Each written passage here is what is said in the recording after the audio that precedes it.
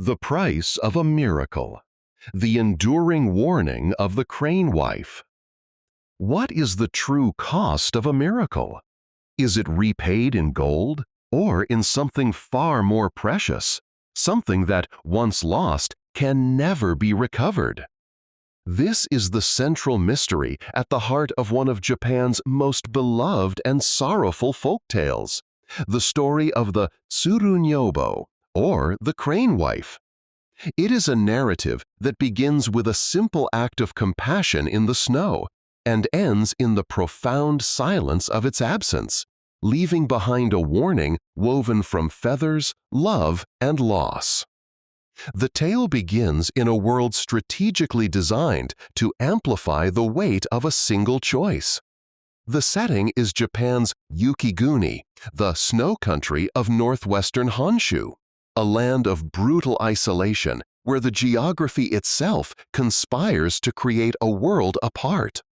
Here, Siberian winds collide with the Japanese Alps, burying the world in snow so deep it is said to crush the houses of those who do not clear their roofs. In such a place, a single act of kindness is not a small gesture.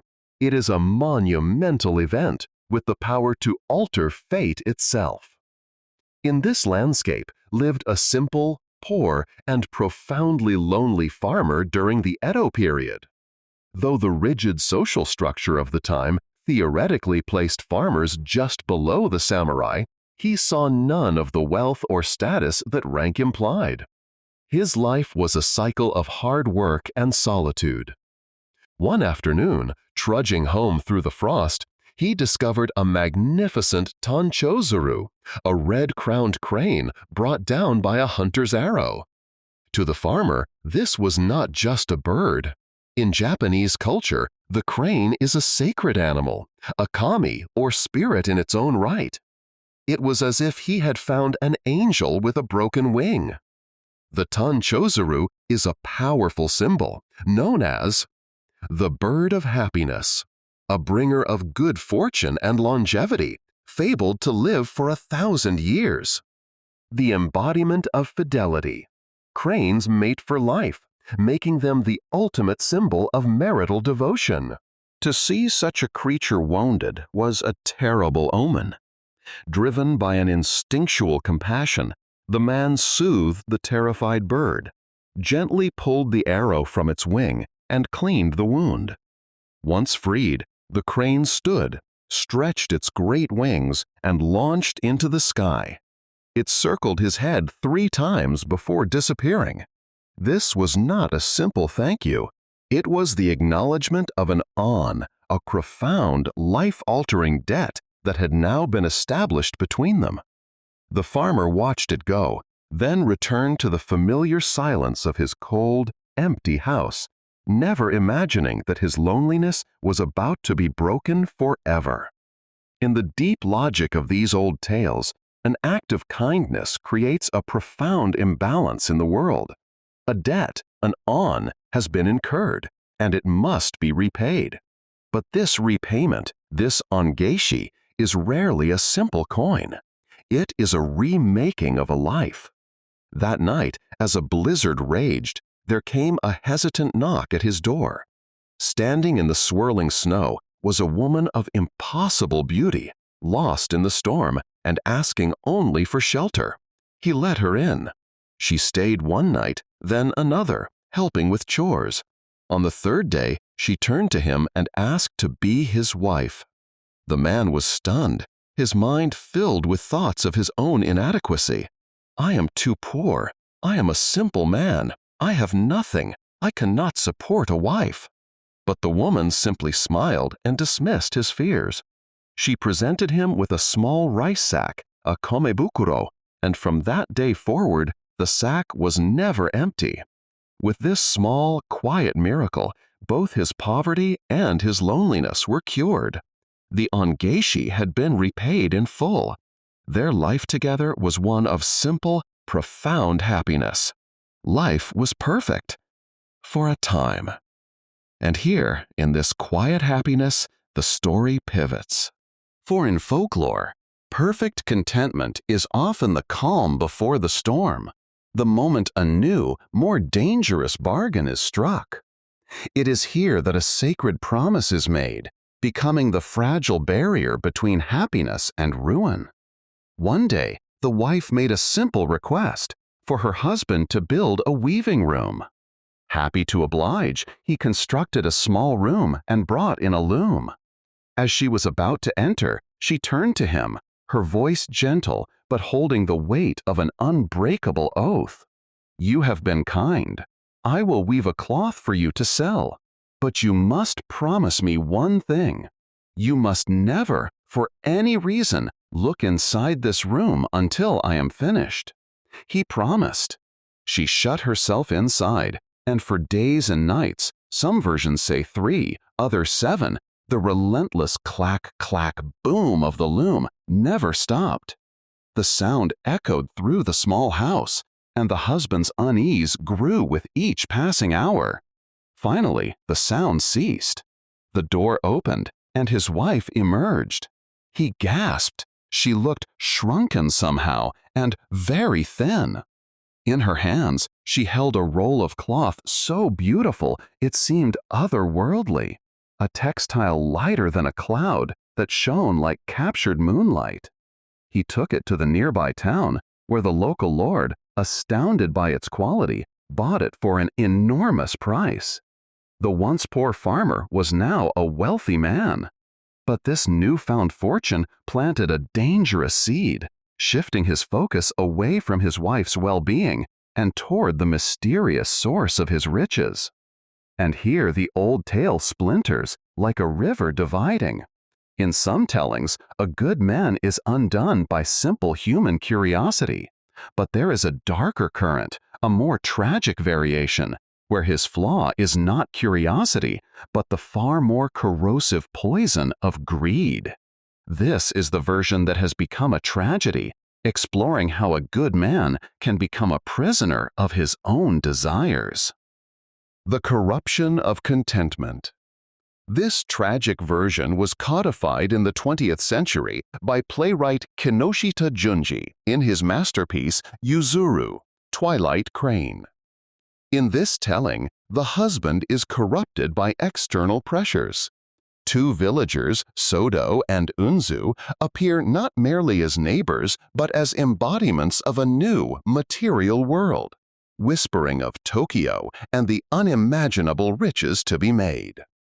The man who had promised his wife she would never have to weave again began to speak a different language, the language of greed. He pressured her to create another cloth for the Lord. Heartbroken, she agreed to weave one last time, reminding him of his solemn oath with a final, pleading warning. "Remember, my husband, you must not look." She entered the room, and the sound of the loom began again. But this time it was weaker, slower, arrhythmic. It sputtered, and then it stopped. The silence that followed was more terrifying than the sound had been. Driven by a fatal mix of greed and curiosity, he walked to the weaving room, to the thin paper shoji screen that was no more fragile than the promise he was about to break. His trembling hand reached out, made a small hole, and looked inside. The breaking of a promise in folklore always carries a price. But in this story, the consequence is not a curse or a monster, but a revelation, a horrifying truth that demonstrates the cost of the beautiful cloth was not magic, but a slow, painful act of self-destruction. He did not see his wife. At the loom sat the Tanchozuru, its body emaciated, surrounded by downy feathers. Its magnificent white body was nearly plucked bare, a landscape of painful red spots. In that instant, he understood the impossible truth. She was the thread. She had been plucking her own feathers and weaving her very life force, her own essence, into the mythical Semba Ori, the 1,000-feather cloth. She was literally unmaking herself to enrich him. The bird turned, and saw his eye in the paper screen. The magic was shattered forever. In a shimmer of light, the creature transformed back into the woman, holding the final, perfect bolt of cloth. Her eyes held no anger, only a sadness so profound it would haunt him for the rest of his days. "I was the crane you saved," she said.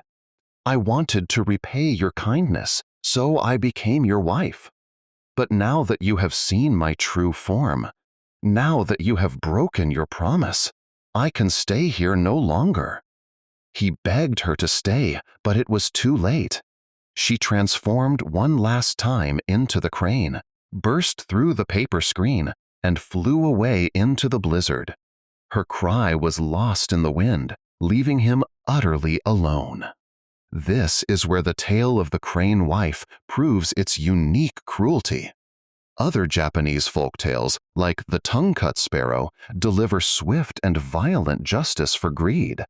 A greedy woman opens a basket and is devoured by monsters and demons. The crane wife's punishment is far colder and more absolute. There are no monsters, no demons. His punishment is not the presence of a monster, but the permanent absence of love. The story of the crane wife did not end in that lonely, snow-swept house. It has evolved from a simple folktale about Giri, the burden of obligation, into a potent allegory that has been reinterpreted by each generation, its themes resonating in modern culture far beyond Japan. An allegory for a nation. Kinoshita Junji's 1949 play, Yūzuru, used the tale as an allegory for post-World War II Japan. The crane, Tsuru, represented the purity of nature and traditional Japanese values, while the husband and villagers embodied the corrupting influence of Western capitalism and materialism that threatened the nation's soul. A modern folk opera. In 2006, the American folk rock band The Decemberists released their acclaimed concept album, The Crane Wife. The multi-part title track directly adapts the folktale, translating its themes of exploitation into a universal story of a partner who gives of themselves until there is nothing left. The crane wife archetype. The story's shadow can be seen across modern media, from the sacrificial woman in an episode of the manga-holic XXX-holic to countless other fantasy figures. The archetype is clear. A mysterious being who provides a priceless gift at a terrible, hidden cost to herself. A figure who is ultimately treated as a resource rather than a person. These echoes, spanning different cultures and eras, all carry the same timeless warning that the original tale intended to deliver.